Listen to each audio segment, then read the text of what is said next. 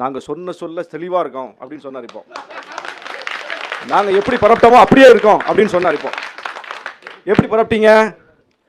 பெரியார் மறைந்து 50 ஆண்டுகளுக்கு மேலாகிறது.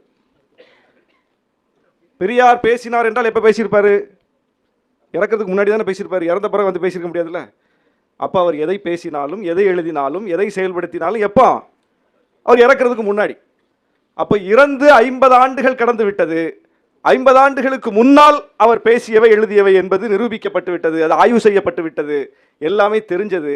அவருடைய நிலைப்பாடு என்ன, அவருடைய கொள்கை என்னன்னு புதுசாக யாரும் வந்து இன்னைக்கு வந்து சொல்ல வேண்டாம். அல்ல புதுசாக அவர் வந்து என் நிலைப்பாட்டை இன்னைக்கு மாற்றிக்கிட்டேன் அப்படின்னு சொல்ற தேவை இல்லை. இப்போ அப்போ ஏற்கனவே நிலை பெற்று விட்ட ஒன்று.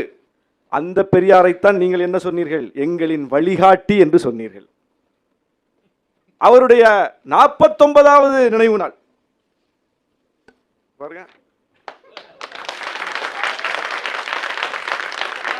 49வது நினைவு நாள். யாரு பூத்துறது? யாரு படம் வச்சு போற்றுறது? யாரு அந்த படத்துக்கு முன்னால் நின்று உறுதிமொழி எடுத்தது? யாரு? இது எப்போ? 49 வருஷத்துக்கு முன்னாடி இல்ல, இப்ப 2 வருஷத்துக்கு முன்னாடி. பெரியார் மண் அல்ல இது, பெரியாரே மண்ணு தான் அப்படின்னு உங்களுக்கு ஒரு கருத்துண்டு என்றால் அந்த கருத்து எப்படி வானத்திலிருந்து திடீர்னு ஒரு நாள்ல பொத்துட்டு வந்து விழுது? இதுதான் தடுமாற்றம். இதுதான் நீங்கள் புறப்பட்ட பயணத்திலேயே உங்களுக்கு தெளிவில்லை என்பதற்கான அடையாளம். அப்ப உங்களை வழிநடத்துவது யார்?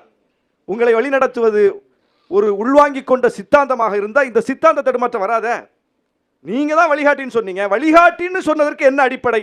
இப்ப பெரியாரே மண்ணுதான் அப்படின்னு சொன்னதுக்கு என்ன அடிப்படை? மாறியதன் பின்னணி என்ன?